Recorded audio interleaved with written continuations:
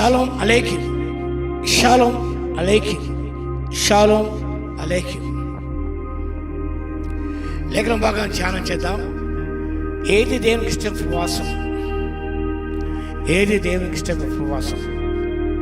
లేఖన భాగము యెషయా 58వ అధ్యాయం 7-8 వచ్చిన కలిపి ఉన్నాయి.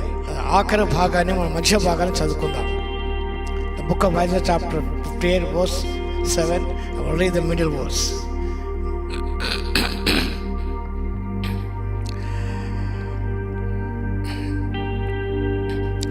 ఇదే కదా నాకు ఇష్టం ఉపవాసము, ఇదే కదా నాకు ఇష్టం ఉపవాసం. ఆ ముందు భాగంలో నీ ఆహారం ఆకుల వారికి పెట్టుటయు, నీ రక్త సంబంధికి ముఖము తప్పింపకుండాయు, దిక్కుమాలిన భేదం నీ ఇంట చేర్చుకుంటయు, వస్త్రహీనులకు నీకు కనబడినప్పుడు వానికి వస్త్రం ఇచ్చటయు, ఇదే కదా నాకు ఇష్టమైన ఉపవాసం. ఫాస్టింగ్స్, ఇలాంటి ఉపవాసం దేవునికి ఇష్టమైనది. చాలా ఉపవాసం చేస్తూనే ఉన్నారు. లెంటెస్లో చాలామంది కూడా క్రైస్తవ లోకంలో, ప్రపంచం అనేకులు కూడా లెంటెస్ పాటించేవారు ఎందరో ఉన్నారు. ఇంత క్రితం చెప్పాను, బైబిల్ ఎక్కడా లేదు లెంట్ పాటించాలని. I strongly believe in the word of God. ఈ లేఖం బాగా గమనిస్తే ప్రభు ఇంతగా చెప్తున్నాడు. వారు ఏమంటున్నారంటే 3వ వచనం, మేము ఉపవాసం ఉండగా నీవెందుకు చూడవు, మేము ప్రాణం ఆయాసపరుచుండగా నీవు లక్ష్య పెట్టవని అందరూ. మీ ఉపవాసమున మీరు మీ వ్యాపారం చేదురు, నీ పనివారి చేత కఠినమైన పని చేయించుదురు, కలహాలాడుతూ వివాదము చేస్తూ అన్యాయముగా గుద్దులాడుతూ ఉపవాసం ఉందరు. అట్టి ఉపవాసం నాకు అనుకూలమా? అటు ఉపవాసం ఒక ప్రీతికరం మీరు అనుకుందరా? ఈ లేఖన భగవంతు చదవండి. ఏది ప్రభుకి ఉపవాసమో చక్కగా పొందుపరచబడది. They are outward perform religious practices without sincerity, without a sincere heart. యథార్థ హృదయంతో వారు ఉపవాసం ఉండడం లేదు. దేవుడు ప్రత్యక్షం కావాలని వారు చూస్తూ ఉన్నారు. న్యాయమైన తీర్పు తీర్చడం వారు అడుగుతున్నారు. దేవుడితో ప్రత్యక్షం కావాలని ఇచ్చేయించుదురు. ఎందుకు చూడలేదు? నీవు ఎందుకు లక్ష్య పెట్టుకున్నావు? మీరు ఫాస్టింగ్ ఇవన్నీ చేస్తున్నామా? ఎందుకు లక్ష్యం ఉంచడం లేదు? ఎందుకు నువ్వు జవాబు ఎందుకు ప్రత్యక్షం కావడం లేదు? వారు బాహ్యరీతిగా ఇవన్నీ చేస్తున్నారు.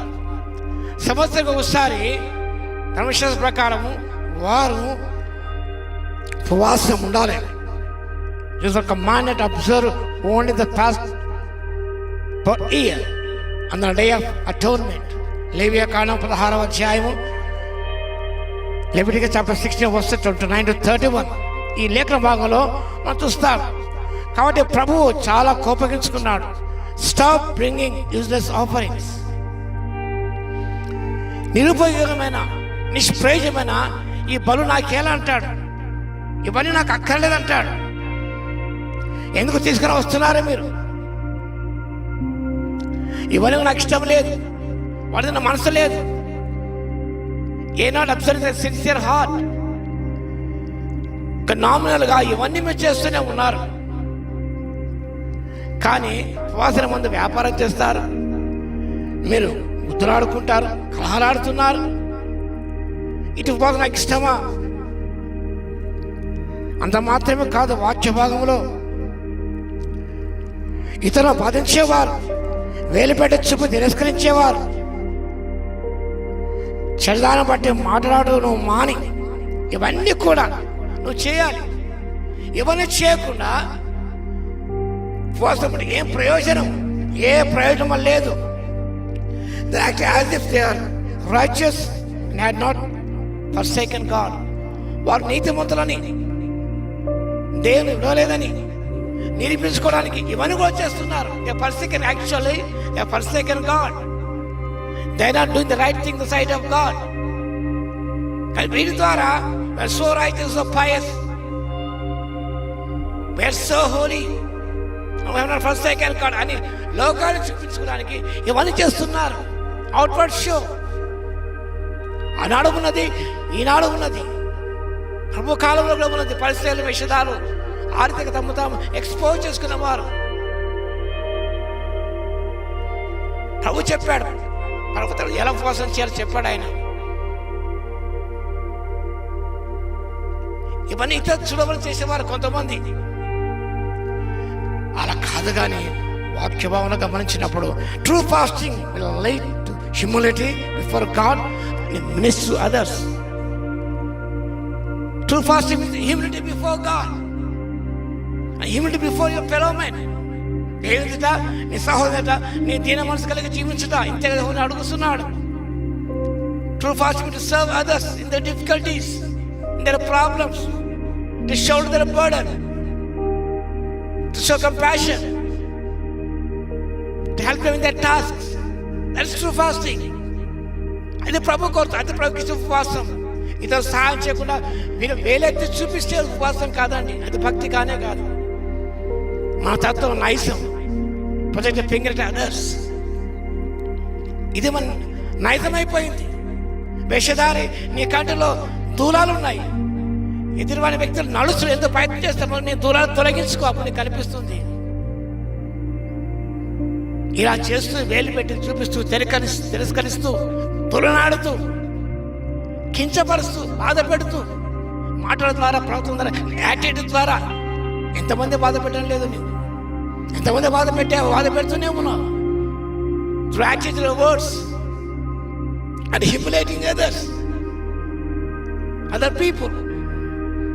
ప్రభుని ఎంతగా హ్యూమిలేట్ చేశారో, వేరే బాధ కించపరిచారో, అదే కించపరిచే స్వభావంలో ఉన్నది. Still we are fasting. Still after Lenten days, what is the use of that? నీకు ప్రయోజనం లేదు, ఎవరు ఇంకా నీ యొక్క పాపం చేస్తూనే ఉన్నావు. కాబట్టి ఏది ప్రభుకి ఇష్టమైన ఉపవాసం? Humility before God and your fellow man, and to serve others.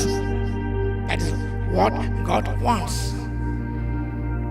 To deprive ourselves so that we might share the love of Christ with others. దాన్ని ఉపేక్షించుకోవాలి.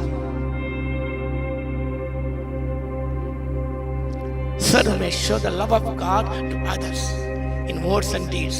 ఇతరులకు మన క్రియల ద్వారా, మాటల ద్వారా దేవునికి ప్రేమ చూపించడానికి ఉపవాసం అనేది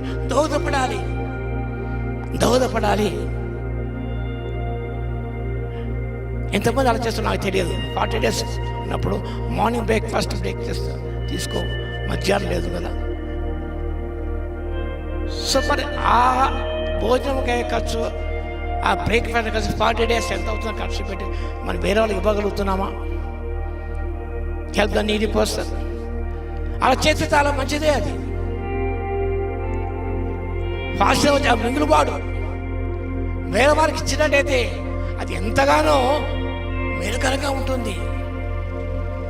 నీ రక్త సంబంధం కనబడితే ముఖం చాటుకొని వెళ్ళిపోతావు, అది ఉపవాసం అండి. అదేం భక్తి అది? నీ తోటి కనబడితే ముఖం తప్పుకొని తిరుగుతావు, అదేం భక్తి? అదేం ఉపవాసం? అది ఇక అది కూడా అధ్యాయం అంతా మీరు చదవండి, చదివి మీ జీవితాన్ని మార్చుకోండి. ఎలా ఉపవాసం చేయాలో, ప్రభుకి ఏది ఇష్టమో అది చేసినట్టయితే వాక్య భావన చాలా చక్కని మాట ఉన్నదని, స్వస్థత అలాగను చేసినలా నీ వెలుగు వేకు చుక్క వలె ఉదయించును, స్వస్థతలు శీఘ్రంగా లభించును, నీ నీతిని ముందర నడుచును, యెహోవా మహిమ నీ సైన్యపు వెగటి భాగమును కావులు కాయను. అప్పుడు నువ్వు పిలువగా యెహోవా ఉత్తరమిచ్చును, నువ్వు మొదలుపెట్టినప్పుడు ఆయన నేను ఉన్నాను అనును. చీకటిలో వెలుగు ప్రకాశిస్తుంది, అంధకారం మధ్యాహ్నంగా ఉంటుంది. యెహోవా నిత్యం నడిపిస్తాడు, క్షామకాలను తృప్తిపరుస్తాడు. నీ నీరు కట్టు తొడవలను, ఎప్పుడు ఉప్పుచుండు నీటి బుడవలే ఉండేదవు. ఎంత గొప్ప శ్రేష్ఠ వాగ్దానం! ప్రభుకి ఉపవాసం జరిగినట్టే ఈ దీవెన అంతనే పొందగలుగుతావు. కాబట్టి ఆ రీతిగా దీవెన పొందడానికి పరిశుద్ధాత్మ దేవుడు, దేవునికి ఉపవాసం మనమందరం చేయడానికి పరిశుద్ధాత్మ దేవుడు సహాయత, నడిపింపు, శక్తిని దయచును గాక. ఆమేన్. ప్రార్థన చేద్దాం. మహాగణ మహోన్నత యేసయ్య మీకు స్తుతి స్తోత్రాలు. మీకు ఏది ఇష్టమైన ఉపవాసమో తండ్రి, వాక్యముగా సెలవిచ్చారని ఆయన ఆ రీతిగా చేసే కృప మాకు దయచేయండి మా తండ్రి. ఇతరులు చూడవాలి అనేకం చేస్తున్న ప్రభువా, మనుషులకు కనబడవాలని అనేక పనులు చేస్తూనే ఉన్నాం, ఉపవాసం ఉంటున్నాం తండ్రి. అది మీకు ఇష్టమైన కాదు మా ప్రభువా. రహస్యముందున చూస్తూ తండ్రికి రహస్యముందున మేము ప్రార్థించినప్పుడు ప్రభువా తప్పకుండా తండ్రి ఉపవాసం ఉన్న ప్రభువా గుర్తిస్తారు తండ్రి.